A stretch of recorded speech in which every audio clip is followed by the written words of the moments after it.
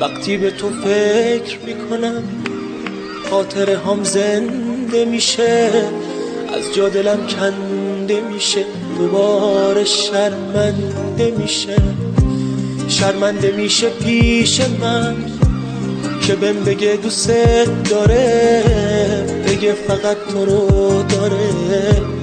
بازم داره کم میاره، روش نمیشه آخه خودش میدونه درد من چیه، میدونه بین ما دوتا جدایی تقصیر کیه، میدونه دوباره براش خوابای ناجوری دیدی، اما بازم نمیتونه نگه تو اونو دوست دیدی. شیرین ترین خوابی که دیدم تو بودی، تو شیرین ترین رویا که داشتم تو بودی، تو شیرین ترین دردی بودی که کشیدم، کسی مثل تو تو دنیا من ندیدم.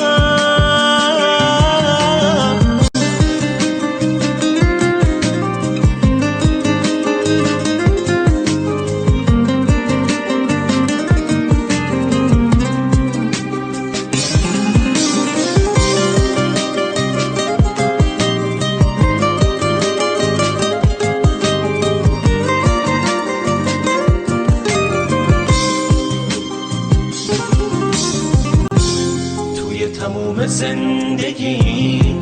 دلم ازم چیزی نخواست به جز تو که تو هم واسه دلخوشی خودم میخواست، دلش میخواست کنار تو باشه و عاشقی کنه،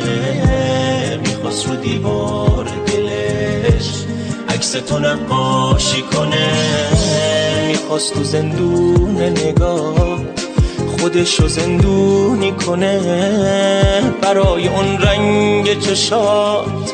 خودشو قربونی کنه، فقط میخواست با تو باشه، پیش تو آواره باشه، حتی اگه پیش تو یه عاشق بیچاره باشه.